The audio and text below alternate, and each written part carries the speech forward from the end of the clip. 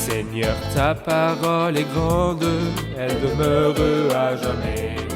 Ta parole est infaillible, rien ne peut la supprimer. Bienvenue chers spectateurs, je vous souhaite la bienvenue ainsi qu'à tous les spectateurs du monde entier pour ce nouvel épisode de notre émission quotidienne d'études bibliques toute la Bible.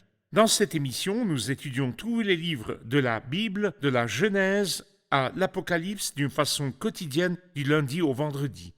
Dans notre étude de l'Ancien Testament, nous sommes arrivés au livre d'Ésaïe, chapitre 60. Je voudrais vous rappeler que dans l'épisode précédent, nous avons étudié le chapitre 59 et nous avons appris au début du chapitre que la main salvatrice de Dieu est prête à sauver. Pourtant, il n'a pas sauvé les gens alors qu'ils vivaient dans la méchanceté et la corruption. Mais à l'avenir, Dieu sauvera l'ancien peuple terrestre, la nation revenant à lui dans une repentance de cœur. Il les restaurera et les sauvera, il régnera sur eux pendant le temps heureux du règne millénaire. Permettez-moi de souhaiter la bienvenue à mon invité, le serviteur du Seigneur qui est avec nous en studio, Frère Youssef Riyad. Bienvenue, Frère Youssef. Nous souhaitons également la bienvenue à nos invités qui sont parmi nous. Bienvenue à tous. Dans quelques secondes, chers spectateurs, nous commencerons l'étude d'aujourd'hui. Je vous encourage à prendre votre Bible et à écrire vos notes. Si vous avez des questions ou des demandes, veuillez nous contacter et par la grâce de Dieu, nous y répondrons. Nous nous retrouverons après la pause.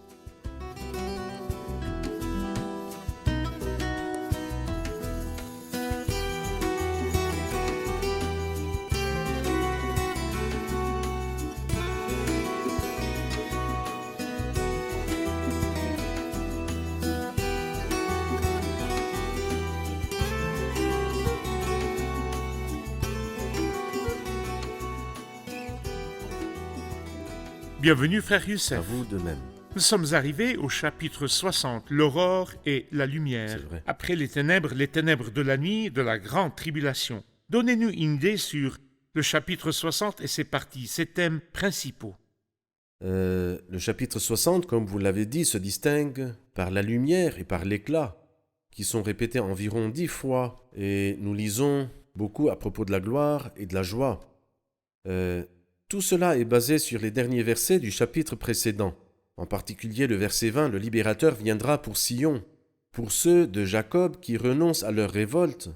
Combien le Seigneur, il désirait ardemment la repentance de cette nation. Depuis très longtemps, il aspirait à son repentir, et cela aurait pu lui éviter beaucoup d'ennuis.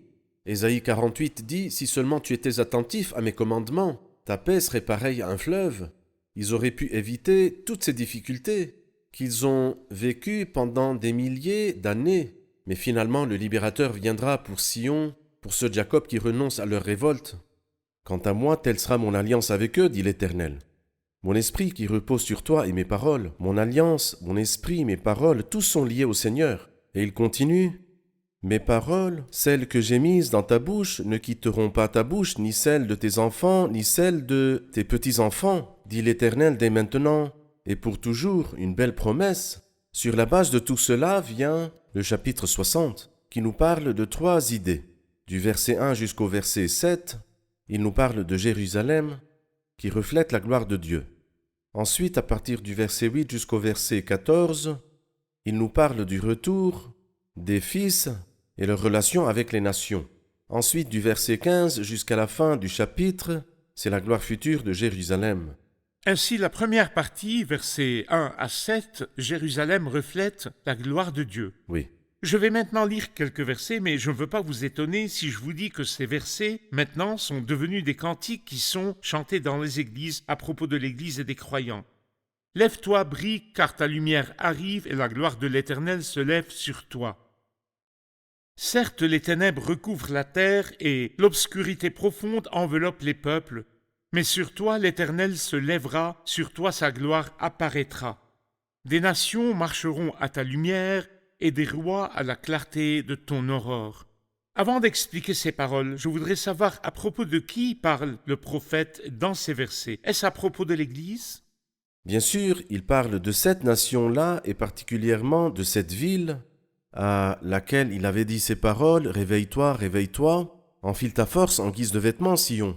Il parle en fait du reste qui reviendra dans le futur et qui connaîtra des jours extrêmement difficiles et à la fin de la grande tribulation, l'obscurité sera épaisse. Mais lorsque le Seigneur apparaîtra, se montrera à ce reste pieux, la lumière commencera à briller en elle, cependant elle ne s'arrêtera pas chez elle, mais elle atteindra toutes les nations de la terre. Pendant le règne millénaire, dans Habacuc, il dit en effet « La terre sera remplie de la connaissance de la gloire de l'Éternel, tout comme le fond de la mer est recouvert par l'eau. » Cependant, malheureusement, le fait d'appliquer ces bénédictions appartenant à ce peuple, les appliquer à nous-mêmes et dire des malédictions qu'elles sont les leurs, alors de cette façon-là, nous devenons sages à nos propres yeux. C'est contre cela que Paul nous met en garde. En effet, je ne veux pas que vous ignoriez ce mystère, afin que vous ne vous preniez pas pour des sages. Une partie d'Israël est tombée dans l'endurcissement jusqu'à ce que l'ensemble des non-juifs soit entré, ce qui se passe actuellement. Et lorsque l'enlèvement de l'Église sera accompli, et ainsi tout Israël sera sauvé. Puis il cite les versets mentionnés ici. Comme le dit l'Écriture, le libérateur viendra de Sion et il écartera de Jacob les impiétés. Les paroles ici sont prophétiques à propos du reste pieux pendant la grande tribulation, puis l'apparition du Seigneur à eux. Ensuite, l'éclat de la connaissance du Seigneur et sa gloire se répandra dans le monde entier. Ainsi, les versets 1, 2 et 3 parlent de lumière et de gloire. Oui, Les versets 4, 5, 6 et 7 parlent d'une autre chose qui est la richesse. Ils ne seront fait. pas seulement restaurés dans la lumière et la gloire, mais ils parlent aussi de sa grande richesse. D'où leur vient cette richesse, frère Youssef? comme le dit le verset 5, dans ces derniers mots, les ressources des nations viendront chez toi. Et l'expression « les ressources des nations » est à nouveau mentionnée au verset 11, quand il dit « pour laisser entrer chez toi les ressources des nations ». Et dans le verset 16, « tu te nourriras du lait des nations ». Alors, les ressources des nations viendront à elles au moment où elle devient le noyau du monde pendant le règne millénaire du Christ après sa repentance. Comme il nous le dit dans le verset 20, il viendra pour ceux de Jacob qui renoncent à leur révolte. C'est-à-dire que Jérusalem sera le cœur du monde pendant le royaume millénaire où la capitale du monde, la capitale du règne du Messie, le Christ régnera sur le monde à travers cette ville. Parfait. Frère Youssef, permettez-moi de lire à partir du verset 6. Tu seras couverte d'une foule de chameaux et de tout jeunes dromadaires venus de Madian et d'Épha. Ils viendront tous de Séba, porteurs d'or et d'encens, et annonceront les louanges de l'Éternel. Les troupeaux de Kédar seront tous réunis chez toi. Les béliers de Nébaïoth serviront à ton culte. Ils seront offerts en holocauste sur mon autel, et je les accepterai et j'illuminerai le temple de ma splendeur. Il parle des chameaux, des dromadaires de Madian, de présents qu'ils portent, de l'or et de l'encens. Je tiens à m'arrêter à l'or et l'encens qui font partie des nombreux dons offerts à ce peuple. Ce qui attire l'attention, frère Hayat, c'est que le verset 6 nous parle de la descendance de Kétura, tandis que le verset 7 nous parle de la descendance de Agar, comme s'il voulait nous dire qu'un temps viendra où tous les fils d'Abraham, que ce soit Isaac, qui est représenté dans cette nation de retour, Sion, et tout le peuple, et puis aussi les fils de Kétura, qui sont représentés ici par Madian et Épha, qui sont les fils de Kétura, et puis aussi les fils d'Agar, qui sont Nébaïoth et Kédar. C'est-à-dire, c'est comme s'il voulait dire que la bénédiction prévaudra tout le monde. Les jours heureux arrivent et le monde sera rempli de bénédictions lorsqu'il reviendra au Seigneur. Et c'est ce que la Bible sainte appelle le renouveau, les temps de la restauration totale, les temps de rafraîchissement de la part du Seigneur. Mais ici, vous demandez à propos de l'or et de l'encens. Vous vous souvenez, lorsque le Christ est né lors de sa première venue, Oui. quelques-uns sont venus depuis l'Orient, apportant 3 cadeaux, de l'or et de l'encens, comme ici, mais en plus de cela, il y a la myrrhe. Ici, il n'y a pas de myrrhe. Mais ici, il n'y a pas de myrrhe, pourquoi? Parce qu'en effet, le Christ avait eu assez de myrrhe lors de sa première venue. À la croix. À la croix, il but la myrrhe, littéralement, et il l'a bu aussi moralement. Et quand il est mort, vint Joseph d'Arimathie et Nicodème et l'ensevelirent dans la myrrhe. Alors c'est comme si le Christ avait eu assez de myrrhe par sa croix et par sa mort. Il n'y a plus de myrrhe pour lui. Qu'y a-t-il donc? Il y a de l'or et de l'encens. Il y a l'honneur pour lui. Et nous pouvons également voir que l'or, l'encens et la myrrhe nous parlent du Christ en tant que roi et prêtre et prophète. À sa première venue, le Christ était un prophète, mais à sa deuxième venue, c'est fini, il n'y a plus de prophétie, il sera le roi et sera aussi le prêtre, ainsi ils lui offriront de l'or et de l'encens. Et l'autre L'autre différence, c'est qu'ils mettent ces présents, ces cadeaux-là au pied de l'enfant Jésus, dans Matthieu chapitre 2. Mais ici, ils viendront à Sion du monde entier et non pas seulement d'un pays en particulier, mais ils viendront de tous les pays du monde, portant de l'or et de l'encens, afin d'honorer ce personnage qui est roi et prêtre pour toujours selon l'ordre de Melchisédek. En fait, je suis étonné par l'exactitude de la C'est Bible. vrai. Il sait utiliser l'or, l'encens et la myrrhe dans un cas et l'or et l'encens dans un autre, à l'exclusion de la myrrhe. Tout à fait. Il ne s'agit pas de souhaits ou d'intérêts personnels écrits au hasard par Ésaïe ou Matthieu, mais c'est poussé par le Saint-Esprit que des hommes ont parlé de la part de Dieu. C'est En vrai. effet. Nous allons regarder un reportage puis répondre à une question de nos invités. Au chapitre 60, les mots lumière, clarté et leurs synonymes sont répétés 10 fois. Les mots gloire, honneur et splendeur sont répétés 6 fois. Le chapitre est plein de joie et de louanges. Après la confession et le repentir, qui se sont produits au chapitre 59, vient la bénédiction globale au chapitre 60, qui est marquée par 3 idées. Jérusalem reflète la gloire du Seigneur, le retour de ses fils, la relation des nations avec elle et la gloire future de Jérusalem. La question porte sur le verset 7 qui dit « Les troupeaux de Kédar seront tous réunis chez toi. Les béliers de Nébaïoth serviront à ton culte. Ils seront offerts en holocauste sur mon autel et je les accepterai, et j'illuminerai le temple de ma splendeur. » Est-il nécessaire d'offrir des sacrifices pendant le royaume millénaire parce que nous savons que les sacrifices étaient présents dans l'Ancien Testament en référence à la venue du Christ et à sa mort? Ainsi est-il nécessaire, après la crucifixion du Christ, d'avoir des sacrifices dans le royaume millénaire? C'est une question très importante. Oui, Pourquoi en est-il effet. nécessaire d'offrir des sacrifices dans le royaume millénaire? Le Christ est venu et il était lui-même le sacrifice parfait. Avant de répondre à cette question, j'aimerais mentionner une belle expression que quelqu'un a dite. Il a dit que le monde futur ne sera pas sans capitale, et la capitale ne manquera pas de temple, et ensuite le temple ne sera pas sans autel, et les sacrifices ne seront pas interrompus à cet autel. La question est, à quoi servent les sacrifices? Dans l'Ancien Testament, ils étaient un symbole. À quoi servent donc les sacrifices après la venue du Christ? En fait, ces sacrifices n'ont aucune valeur expiatoire, mais ils ont une valeur mémorielle, Mémoriel. dans le sens que, aujourd'hui, nous sommes sûrs d'avoir reçu le salut. Pourquoi alors célébrons-nous la Sainte Seine? Bien sûr, il y a certains chrétiens qui pensent à tort que la Sainte Seine ou le repas du Seigneur est présenté pour que nous en recevions le pardon des péchés, et bien sûr cela est faux. En fait, nous avons déjà reçu le pardon de nos péchés, mais c'est comme si nous lui exprimions notre gratitude de nous avoir pardonné les péchés au prix du sang qui a été versé au Golgotha. Alors donc, nous célébrons cette fête en guise de souvenir et de gratitude, et non pas pour obtenir le pardon des péchés. Et dans le royaume millénaire, comme nous le comprenons à travers Ézéchiel 40 à 48 qui nous parle de la maison du Seigneur dans le règne millénaire et des sacrifices qui seront offerts dans le règne millénaire. Alors ils n'ont aucune valeur expiatoire, mais plutôt une valeur mémorielle, par lesquelles ils offrent leur remerciement à celui qui les a sauvés de leurs péchés. Donc les sacrifices du royaume millénaire ont une valeur commémorative et non expiatoire. Exactement comme nous partageons la Sainte Seine maintenant, l'œuvre du Christ sur la croix. Très bien. Permettez-moi d'aller au verset 8. Qui sont ces hommes qui volent comme un nuage, comme des colombes vers leurs pigeonniers?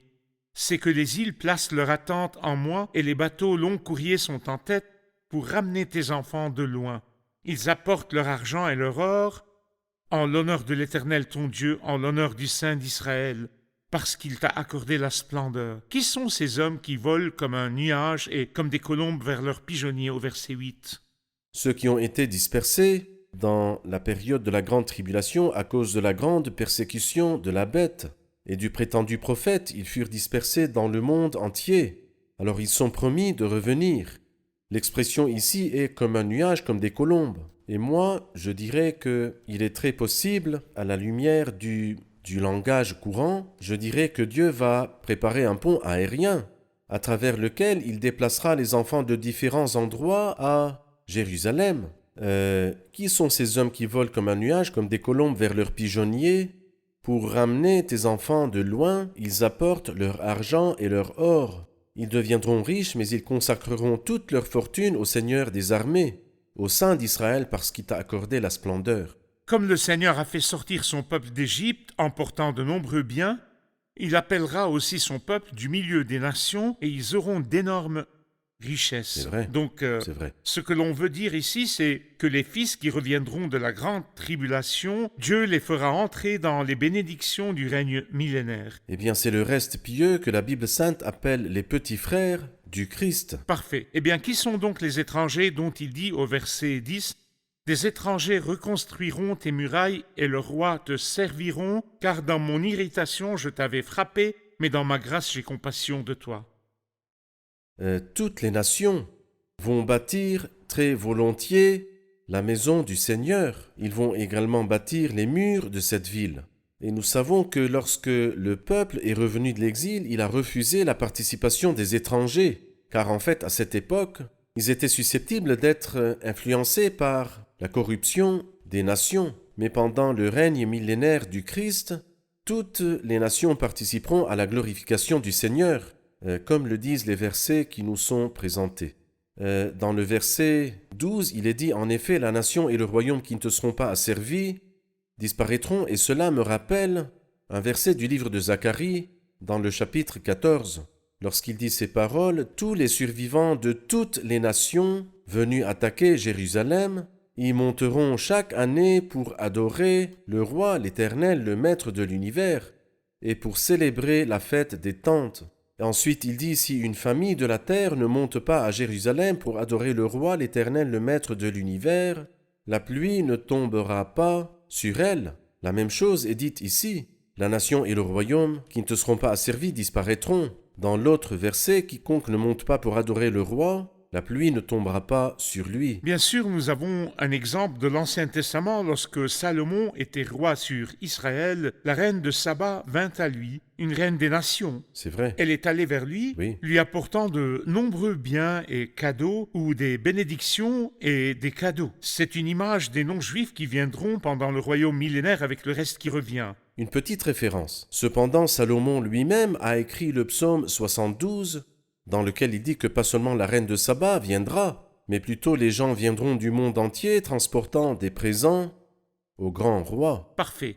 J'ai besoin d'un commentaire sur le verset 13. « Ce qui fait la gloire du Liban viendra chez toi. Le cyprès, l'orme et le buis, tous ensemble, pour donner de la splendeur à l'emplacement de mon sanctuaire. Je voudrais m'arrêter à la partie suivante et j'honorerai l'endroit où je me tiens. » Que signifie « j'honorerai l'endroit où je me tiens » ?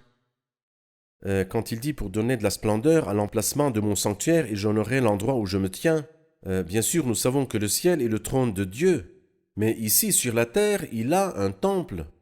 Et lorsque nous lisons le livre d'Agée au chapitre 2, ce prophète dit « La gloire de ce dernier temple sera plus grande que celle du premier. » Donc il y avait de la gloire dans le premier, à l'époque de Salomon, que vous avez mentionné, mais il y aura de la gloire dans l'avenir. Et alors la gloire à venir sera énormément plus grande que la gloire au temps du règne de Salomon.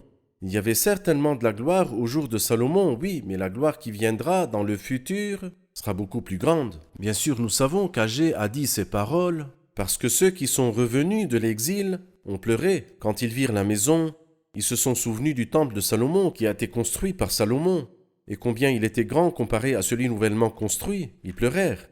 Alors le Seigneur a voulu les réconforter et les encourager. Il a dit, oui, elle vous semble rien par rapport à la précédente, mais un jour viendra où une maison ou un temple bien plus grand que celui de Salomon sera construit.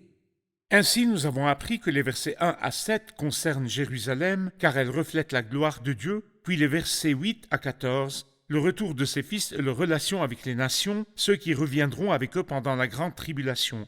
J'aimerais avoir votre commentaire sur la dernière partie du verset 15 jusqu'à la fin du chapitre, la partie qui concerne la gloire future de Jérusalem. Eh bien, comme s'il voulait nous rappeler que ce qui s'est passé est déjà terminé. Par exemple, verset 18, « Il ne sera jamais plus question de violence dans ton pays. » Verset 19, ce ne sera plus le soleil qui te servira de lumière pendant le jour, ni la lune qui t'éclairera de sa lueur pendant la nuit, mais c'est l'Éternel qui sera ta lumière éternelle. Verset 20, ton soleil ne se couchera plus, car l'Éternel sera ta lumière pour toujours. Il continue de confirmer que ce qui va arriver est beaucoup plus glorieux que le passé.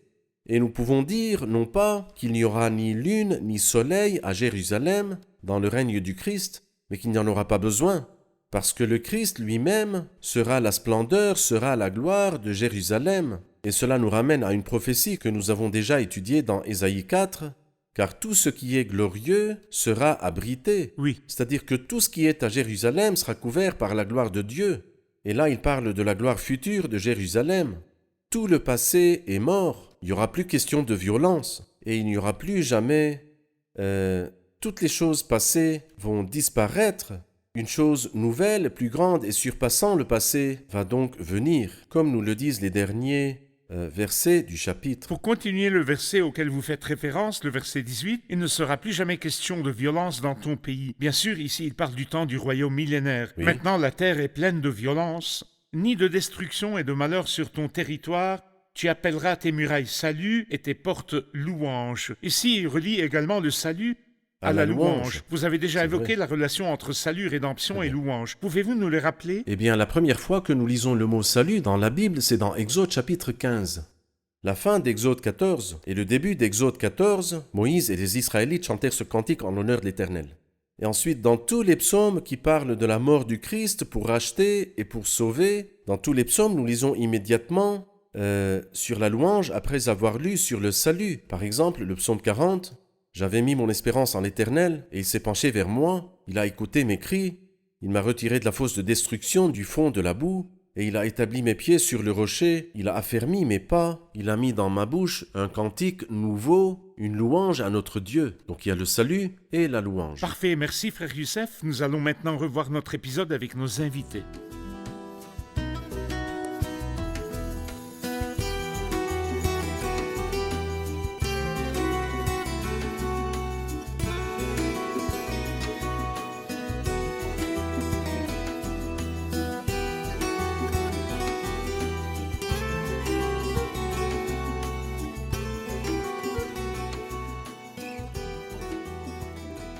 Bienvenue à tous. Nous avons appris dans l'épisode d'aujourd'hui que le chapitre 60 parle de la gloire future d'Israël qui reflète la gloire de Dieu.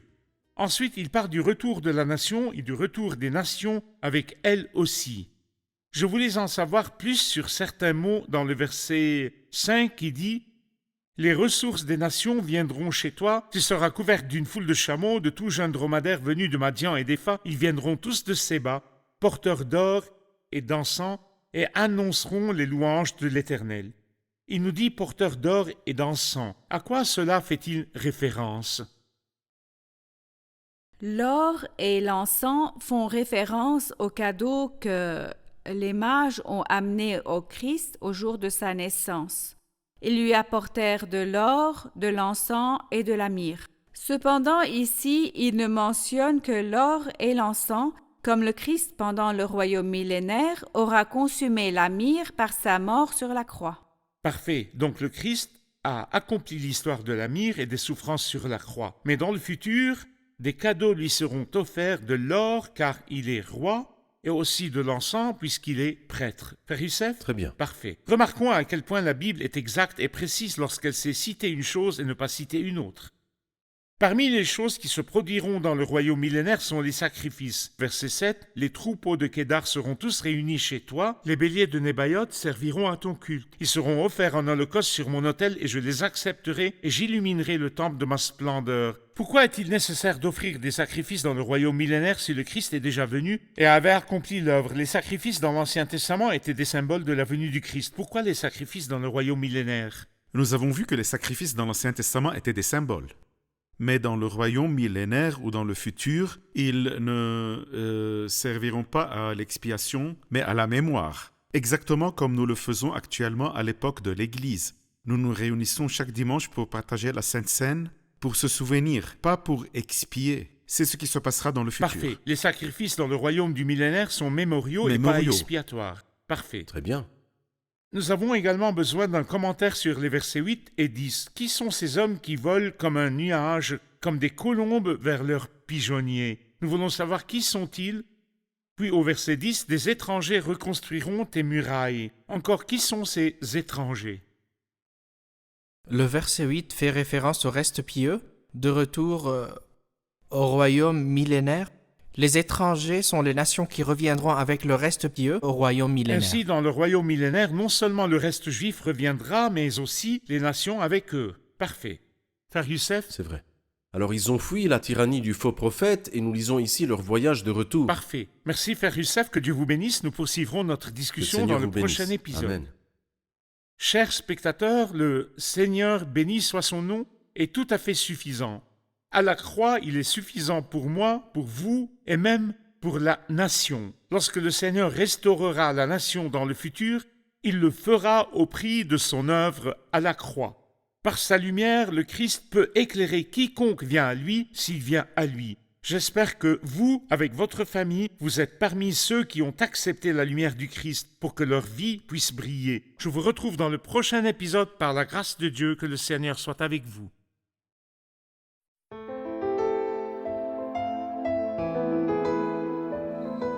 Seigneur, ta parole est grande, elle demeure à jamais. Ta parole est infaillible, rien ne peut la supprimer.